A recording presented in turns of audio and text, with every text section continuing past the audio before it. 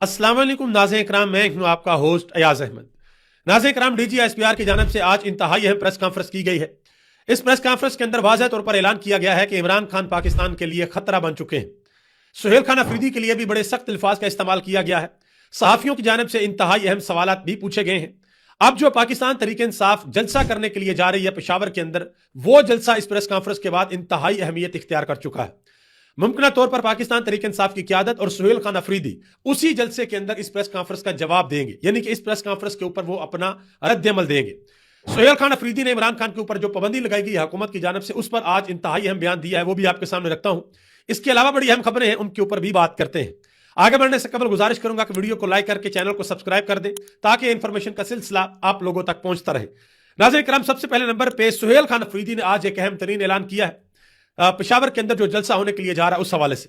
उन्होंने कहा, जी हमारी सूबाई क़यादत और जो मरकजी क़यादत है वो सारी की सारी इस जलसे के अंदर शिरकत करेगी। तहरीक तहफ़्फ़ुज़ आईन पाकिस्तान की क़यादत भी इस जलसे के अंदर शिरकत करेगी और आवाम से भरपूर अपील है कि वो इस जलसे के अंदर शिरकत करें। आज जो प्रेस कॉन्फ्रेंस हुई है, जो DGSPR की जानब से प्रेस कॉन्फ्रेंस की गई है, इस प्रेस कॉन्फ्रेंस के बाद पाकिस्तान तहरीक इंसाफ अपना पूरा जोर लगाएगी कि ये जो पेशावर वाला जलसा है ये बड़ा जलसा हो, एक पावरफुल और तगड़ा जलसा हो, और उस जलसे के अंदर इस प्रेस कॉन्फ्रेंस का जवाब दिया जाए। हुकूमत की जानब से जो कहा गया था कि इमरान खान के ऊपर पाबंदी लगा दी जाएगी, इमरान खान के साथ किसी की कोई मुलाकात नहीं होगी, यहां तक कि इमरान खान की बहनें भी उनके साथ मुलाकात नहीं कर सकेंगी। इस पर वज़ीर आला सुहेल खान अफरीदी ने कहा कि यह जो हुकूमत ने प्रेस कॉन्फ्रेंस की है ये जाली है, गैर कानूनी है और गैर इखलाकी है। यह सुहेल खान अफरीदी ने वाज़ेह तौर पर कहा। अब जरा आगे आ जाए जी, प्रेस कॉन्फ्रेंस के अंदर जो जो कुछ हुआ वो आपके सामने रखता हूं। ये आप समझ लें कि इस तरह की प्रेस कॉन्फ्रेंस मैंने तो अपनी जिंदगी में पहली मर्तबा देखी है। इससे पहले इस तरह की प्रेस कॉन्फ्रेंस नहीं हुई। इससे थोड़ी सी मिलती जुलती जरूर हुई है, लेकिन इस तरह की प्रेस कॉन्फ्रेंस नहीं हुई जिसमें डायरेक्टली बड़ा खुल के चीजों को बयान किया गया और डायरेक्टली बताया गया कि भाई ये मसला है, ये मसला और ये मसला है। अब देखना यह है कि पाकिस्तान तहरीक इंसाफ इस प्रेस कॉन्फ्रेंस का जवाब किस तरीके से देती है, वो किस तरीके से जो फैक्ट्स हैं वो सामने रखेंगे। उसके बाद जो पाकिस्तान के करोड़ों लोग हैं उनके सामने दोनों चीजें होंगी, DGSPR की प्रेस कॉन्फ्रेंस भी होगी और पाकिस्तान तहरीक इंसाफ का जवाब भी होगा। फिर अवाम फैसला करेगी कि भाई कौन सही कह रहा है और कौन गलत कह रहा है, क्योंकि अल्टीमेटली जो फैसला होता है वो अवाम ने करना होता है। आज जो जो कुछ DGSPR ने कहा वो मैं सब कुछ आपके सामने रखने के लिए जा रहा हूं और आपसे गुजारिश करूंगा कि आपने अपनी कीमती राय का इजहार कमेंट बॉक्स के अंदर जरूर करना है। लेकिन जी, सबसे पहले नंबर पे एक छोटी सी इंपॉर्टेंट चीज है, वो जरा सुन लें। अभी जो हमारे field marshal general Asim Munir साहब वो नए ओहदे के ऊपर अपॉइंट हो गए हैं, उनका नोटिफिकेशन भी जारी हो चुका है। CDF का नया ओहदा है, चीफ डिफेंस फोर्सेस। उस हवाले से राना सनाउल्लाह से सवाल किया नदीम मलिक ने कि जो नई तरमीम है उसमें आर्मी चीफ की उम्र की हद जो है वो खत्म कर दी गई है। तो राना सनाउल्लाह ने कहा कि हाँ, उम्र की अब कोई हद नहीं है, यानी कि उम्र की हद को खत्म कर दिया गया है। फिर नदीम मलिक ने पूछा कि आर्मी चीफ चाहे तो अगले 20 साल भी रह सकते हैं। तो राना सनाउल्लाह ने कहा कि हाँ, अब वो रह सकते हैं, सिर्फ हर 5 साल के बाद दोबारा नोटिफिकेशन की जरूरत पड़ेगी। नदीम मलिक ने फिर पूछा कि बेशक वो 70 या 75 साल के हो जाएं फिर भी वो रह सकते हैं। तो उन्होंने कहा जी हां, फिर भी वो रह सकते हैं। ये राना सनाउल्लाह की जानब से कहा गया है। अब आपको याद होगा कि ये पिछले चंद दिनों के अंदर पाकिस्तान में बहुत सी बातें की गई इस एक्सटेंशन के हवाले से, इस नए ओहदे के हवाले से। यह भी कहा गया कि हुकूमत और एस्टेब्लिशमेंट सेम पेज के ऊपर नहीं है। यह भी कहा गया कि पानी जो है वो गदला हो चुका है। इवन कि हुकूमत के जो करीबी साफी हैं, एस्टेब्लिशमेंट के जो करीबी साफी हैं, उन सब ने भी बात की कि भाई कहीं ना कहीं कोई ना कोई मसला जरूर है जो इतना टाइम लगा है नोटिफिकेशन के अंदर। तो देखते हैं कि आने वाले दिनों में इसमें क्या होता है। DGSPR की जानब से आज जो प्रेस कॉन्फ्रेंस की गई है ये इंतहाई अहम प्रेस कॉन्फ्रेंस थी। अहम प्रेस कॉन्फ्रेंस इसलिए थी कि आज वाज़ेह तौर पर ऐलान किया गया। वो कहते हैं ना कि भाई ग्लव्स आर ऑफ, यानी कि अब हाथ जो है वो नंगे हैं, आस्तीनें चढ़ा ली हैं और अब एक आप ये कह लें कि एक ऐसी लड़ाई का आगाज हो गया है जिसका पहले अल ऐलान कहा नहीं गया था। तो आज वाज़ेह तौर पर वो कह दिया गया है। मैं सारी चीजें आपके सामने रखता हूं, आपको इसका अंदाजा हो जाएगा। DGSPR ने आज ये कहा कि जो अंदर बैठा हुआ जहनी मरीज है, सुबह से लेकर शाम तक फौज के खिलाफ ये बातें करते हैं। ठीक है जी, ये अंदर बैठा हुआ जहनी मरीज कौन है? इमरान खान के बारे में बात हो रही है, क्योंकि इमरान खान भी अंदर से अडयाला जेल से field marshal general Asim Munir को कहते हैं कि वो एक जहनी मरीज है। तो अब जवाब में भी इमरान खान को जहनी मरीज कहा गया है। यह भी कहा गया कि एक शख्स समझता है कि वो नहीं तो कुछ नहीं, वो नेशनल सिक्योरिटी के लिए थ्रेट बन चुका है। یہ D G I S P R ने कहा कि इमरान खान नेशनल सिक्योरिटी के लिए थ्रेट बन चुके हैं, यानी कि पाकिस्तान के लिए वो एक खतरा बन चुके हैं, कौमी सलामती के लिए सिक्योरिटी रिस्क बन चुके हैं। ये इमरान खान के बारे में कहा। अब देखते हैं कि पाकिस्तान तहरीक इंसाफ इसके ऊपर क्या जवाब देती है। और जब कभी भी किसी की भी अडयाला जेल के अंदर इमरान खान के साथ मुलाकात हुई और इमरान खान को कहा जाएगा कि D G I S P R साहब ने प्रेस कॉन्फ्रेंस की, उसमें आपको पाकिस्तान की सलामती के लिए खतरा करार दे दिया गया, तो देखते हैं कि उस वक्त फिर इमरान खान क्या जवाब देंगे। मजीद DGSPR ने कहा कि इनकी सियासत खत्म हो चुकी है, इसलिए अब इन्होंने अफवाज पाकिस्तान के खिलाफ बयानियां बनाना शुरू कर दिया है। उन्होंने कहा कि कौन सा कानून इस बात की इजाजत देता है कि आप एक मुजरिम को जाकर मिलें और अफवाज पाकिस्तान के खिलाफ बयानियां बनाएं। यह DGSPR ने कहा। अब इस पर जब इमरान खान का बयान आएगा तो बड़ा वाज़ेह होगा। मैं अभी आपको बता देता हूं इमरान खान ने क्या कहना है। इमरान खान ने कहना, जी ये मुल्क भी मेरा और ये फौज भी मेरी है। इमरान खान ने कहना, जी मेरा जो मसला है वो फील्ड मार्शल या चीफ डिफेंस फोर्सेस जो आसिम मनीर है, मेरा मसला उनके साथ है। ये इमरान खान का मुमकिन जवाब जो ये हो सकता है। वो इमरान खान कभी भी ये नहीं कहेंगे कि मैं पूरी फौज का मुखालिफ हूं या पूरी फौज के साथ मेरे जो तल्लुकात खराब है। ये इमरान खान ऐसा नहीं कहेंगे। और पहले भी इमरान खान कई मरतबा कह चुके हैं कि ये मुल्क भी मेरा है और ये फौज भी मेरी है। अब आगे आ जाए जी। मजीद DGSPR ने कहा कि फौज में कोई वाकया हो जाए, ये ऐसे पढ़ते हैं जैसे पता नहीं क्या हो गया हो। उन्होंने कहा, जी तुम्हारी सुई क्यों फौज पर फंसी हुई है। मजीद कहा कि बार बार कह रहे हैं कि हमें अपनी सियासत से दूर रखो, यानी कि DGSPR साहब कहते हैं कि बार बार हम ये कहते हैं कि हमें अपनी सियासत से दूर रखो। ये भी कहा कि ये शेख मुजीबुर रहमान जो इस मुल्क का सबसे बड़ा गद्दार है, ये उससे बहुत मुतासर है, ये बार बार उसकी मिसालें देता है, यानी कि इमरान खान बार बार उसकी मिसालें देता है। ये सारी की सारी बातें की गई। और इसके अलावा और भी काफी लंबी प्रेस कॉन्फ्रेंस थी। अब जरा आते हैं सवालात की जाना। इस पूरी प्रेस कॉन्फ्रेंस के अंदर आप समझ लें कि जो सबसे तगड़ा सवाल था ना, जो आप कह लें कि मोस्ट रेलिवेंट सवाल था, वो सवाल किया मंसूर अली खान ने।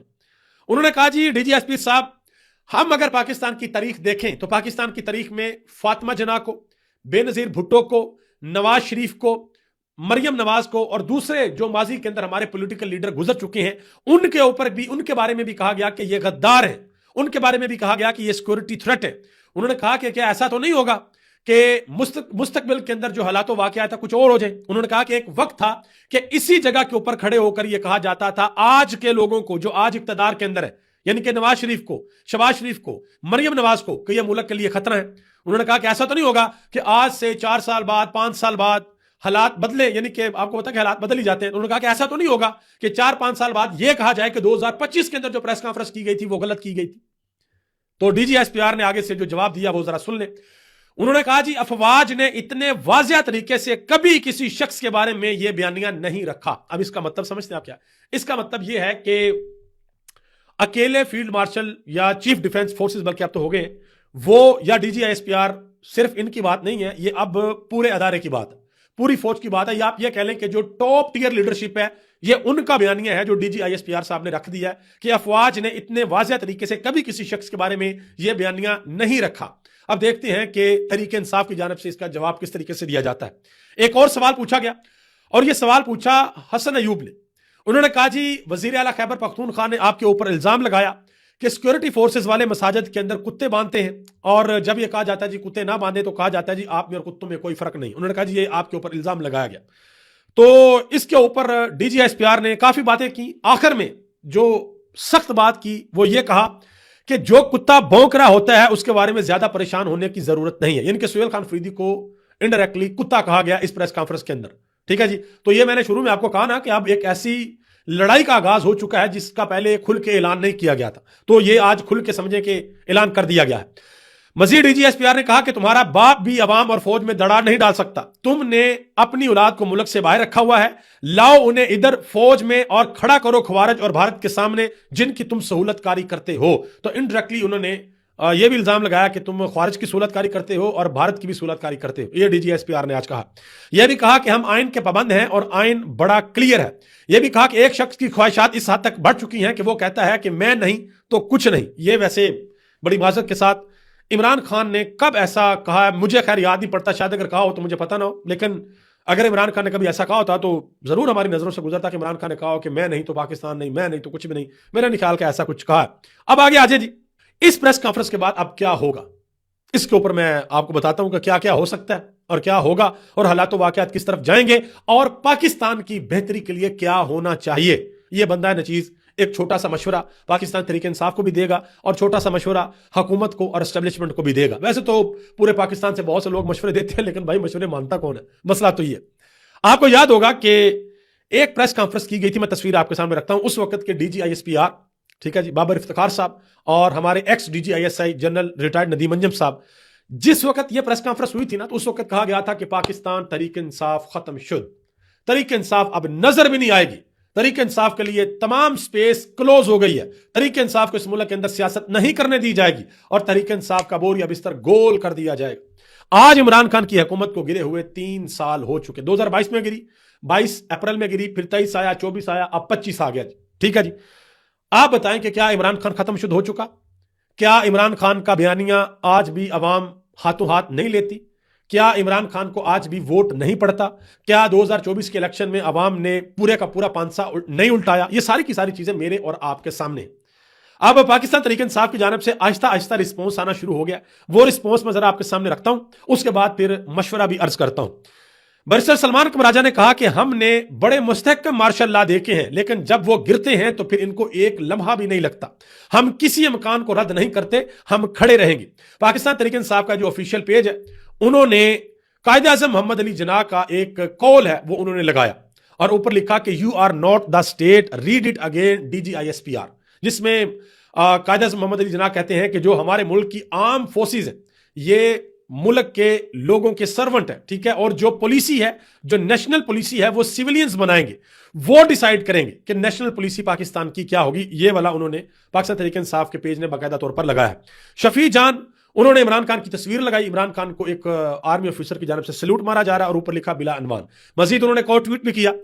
انہوں نے کہا کہ D G I S P R پختونوں سے معافی مانگو, یہ پورے خیبر پختونخوا کی توہین ہے.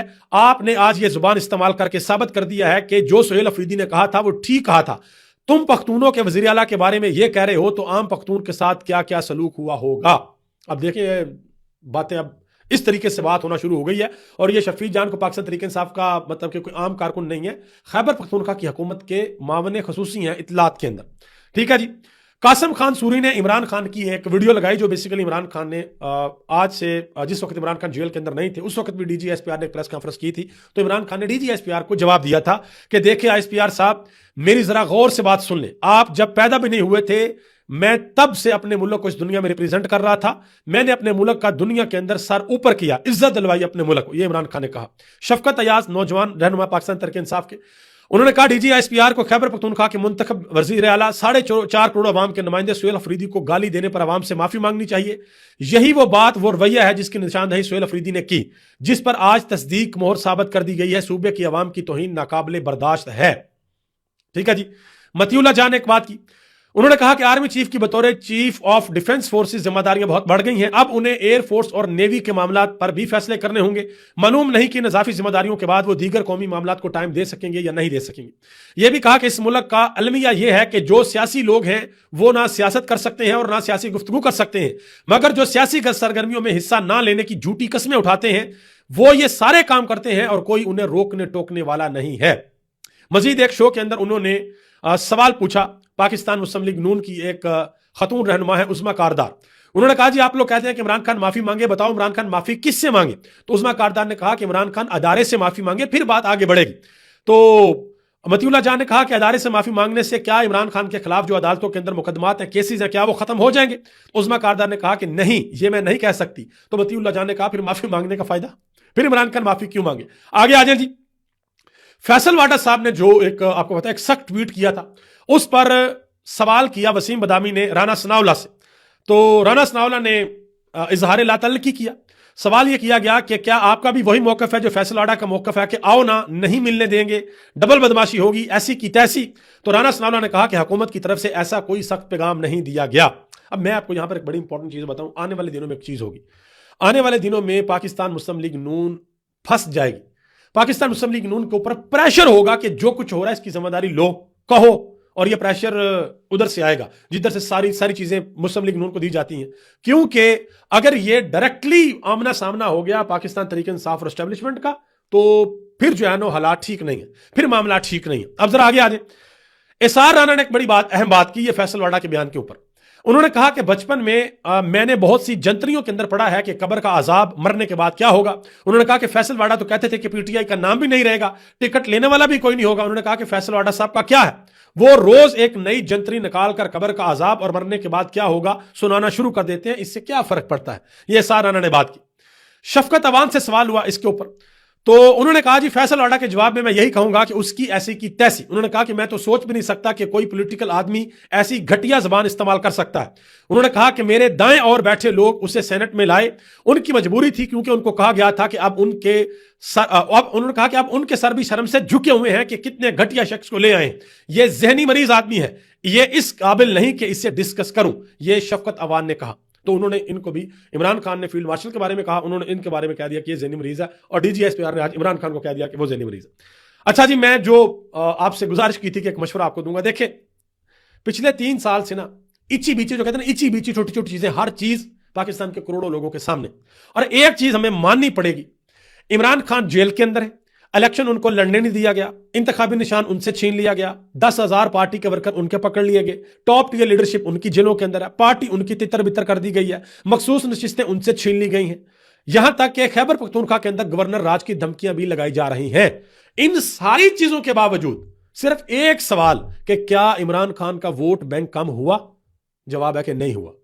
ہر گزرتے دن کے ساتھ عمران خان کا ووٹ بینک بڑھتا جا رہا ہے. اگر آپ کو میری بات کا یقین نہیں آتا تو آپ اپنے محلے کے اندر, یا جو ہمارے بڑے بڑے دانشور ہیں وہ لمبے لمبے مائک لے کر نکلیں جیسے عمران خان کے دور حکومت میں نکلا کرتے تھے, جا کے گلی کوچوں کے اندر, تھڑوں کے اوپر, بازاروں کے اندر, دکانوں میں, کسی جگہ پر جا کر ذرا عوام سے پوچھ لیں کہ عوام سیاسی طور پر اس ملک میں کس کے ساتھ کھڑی ہے, عوام کس کو ووٹ دینا چاہتی ہے, عوام کس کو اپنا لیڈر مانتی ہے, سمجھتی ہے, اور کس کو اقتدار کی مسند کے اوپر بٹھانا چاہتی ہے.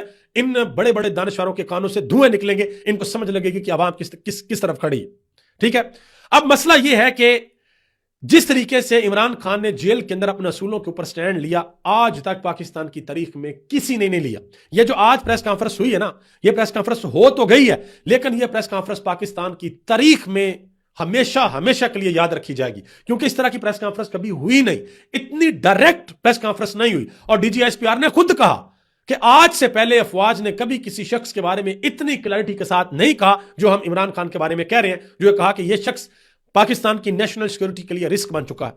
تو اب سوال یہ ہے کہ سلوشن کیا بھائی, حل کیا ہے؟ کیونکہ اس ملک کا سب سے بڑا مسئلہ اس ملک کی غریب عوام ہے بھائی. اس ملک کے اندر انویسٹمنٹ آنی چاہیے, پاکستان کے جو اکانومی ہے وہ بہتر ہونی چاہیے. تو اس چیز کا حل کیا ہے؟ دیکھیں ہمارا جو آئین ہے نا, ہمارا آئین یہ کہتا ہے کہ اس ملک کے عوام ہیں, اس ملک کے لوگ, پہلے اللہ, سب سے پہلی حاکمیت اللہ کی, اور پھر اس ملک کے کرتا دھرتا ہیں یہ لوگ. کسی بھی بندے سے آپ پوچھ لیں وہ آپ کو ایک ہی بات بتائے گا کہ بھائی ایک ایسا الیکشن پاکستان کے اندر کروا دے جو فری اینڈ فیئر ہو, جس میں عوام کے منتخب نمائندہ 200% مسند اقتدار کے اوپر بیٹھ جائے, تو اس ملک کے مسئلے حل ہو سکتے ہیں. اب یہ جو لڑائی لگی ہوئی ہے عمران خان اور اسٹیبلشمنٹ کے درمیان, عمران خان کو بھی اپنی طرف سوچنا ہوگا, اسٹیبلشمنٹ کو بھی اپنی طرف سوچنا ہوگا. اسٹیبلشمنٹ کو بھی یہ دیکھنا ہوگا کہ کہیں ایسا تو نہیں کہ ہماری آپس کی لڑائی میں پاکستان کا بہت زیادہ نقصان ہو جائے. عمران خان کو بھی یہ سوچنا ہوگا کہ کہیں ایسا تو نہیں کہ میں جو اپنے اصولوں کے اوپر ڈٹ گیا ہوں اس سے کہیں میرے ملک کو کوئی نقصان ہو جائے. یہ دونوں کو سوچنا ہوگا. اور عمران خان ہے اس وقت جیل کے اندر, عمران خان کے اوپر ہو رہا ہے ظلم, اور جس بندے کے اوپر ظلم ہو رہا ہو نا, وہ بندہ پھر غصے سے بھی بات کرتا ہے, وہ بندہ پھر جس کے اوپر اس کو شک ہوتا ہے کہ یہ میرے اوپر ظلم کر رہا ہے, یہ کر رہا ہے, یہ کر رہا ہے, یہ کر رہا ہے, وہ پھر نام لے کر بتاتا ہے کہ یہ لوگ میرے اوپر ظلم کر رہے ہیں. حل یہ ہے کہ عمران خان کے ساتھ بیٹھا جائے, عمران خان کے سامنے ساری کی ساری چیزیں رکھی جائیں, جو بھی تحفظات ہیں عمران خان کو بتائے جائیں, اور اگر عمران خان کے کوئی تحفظات ہے تو عمران خان اسٹیبلشمنٹ کے سامنے رکھے, اور بیٹھ کر پاکستان کے لیے, اس ملک کی بہتری کے لیے کچھ کیا جائے, اس ملک کے عوام کی بہتری کے لیے کچھ کیا جائے. ایک بات یاد رکھیے گا, پاکستان تحریک انصاف کی قیادت, پاکستان تحریک انصاف کے کارکنان اور عمران خان یہ اسٹیبلشمنٹ کے اوپر بڑی تنقید کرتے ہیں. عمران خان نے ڈائریکٹلی کبھی بھی فوج کے اوپر تنقید نہیں کی, یعنی کہ پوری فوج کے اوپر. عمران خان شخصیات کے اوپر جو ہے وہ تنقید کرتے ہیں, جیسے وہ field marshal general Asif Munir کا نام لے کر تنقید کرتے ہیں. اور ماضی میں آپ کو یاد ہوگا محترمہ مریم نواز صاحبہ بھی یہ کہا کرتی تھیں کہ کوئی ایک شخص جو ہے وہ پورا ادارہ نہیں ہوا کرتا. نواز شریف بھی جنرل ریٹائرڈ باجوہ کا نام لے کر تنقید کیا کرتے تھے, جنرل فیض حمید کا نام لے کر تنقید کیا کرتے تھے, اور اسی طریقے سے عمران خان بھی نام لے کر تنقید کرتے ہیں, لیکن عمران خان ذرا زیادہ سخت تنقید کرتے ہیں. تو اب یہ بیٹھ کر سوچنا ہوگا کہ بھائی ملک آگے کس طریقے سے چلے گا۔ خدا نہ خواستہ میرے منہ میں خاک، خدا نہ خواستہ اگر یہ معاملہ آگے بڑھا، یہ لڑائی مزید بڑھی تو پھر پاکستان کا نقصان ہو سکتا ہے۔ تو ہم سب کی یہ دعا ہے، ہماری یہ خواہش ہے کہ اللہ تعالیٰ اس ملک پر اپنا خاص فضل اور کرم فرمائے۔ جو بھی سٹیک ہولڈرز ہیں، اللہ تعالیٰ ان سب کو حکمت کے ساتھ فیصلہ کرنے کی توفیق عنایت فرمائے، اور بڑے دل کے ساتھ دیکھیں۔ اگر کوئی اپنی ذات کے لیے کوئی اپنی ذات کو سامنے رکھ کر کوئی فیصلہ کرے گا نا، تو ہو سکتا ہے اس فیصلے کے اندر کوئی اونچ نیچ ہو جائے۔ بڑے دل کے ساتھ قوم کے لیے، ملک کے لیے اگر فیصلے کریں گے آپ دونوں سائڈوں سے، تو انشاءاللہ اللہ کرم کرے گا اور کوئی نہ کوئی راستہ نکل آئے گا، اور راستہ نکالنا پڑے گا۔ اگر آپ راستہ نہیں نکالیں گے تو اس ملک کے غریب عوام پہلے ہی پس رہے ہیں، وہ اور پسیں گے، اور الٹیمیٹلی ایک دن ایسا آئے گا کہ جس دن غریب پھٹ پڑے گا، اور پھر پاکستان کے اندر آپ کو وہی نظارے دیکھنے کو ملیں گے جو سری لنکا کے اندر ملے، جو بنگلہ دیش کے اندر ملے، جو نیپال کے اندر ملے۔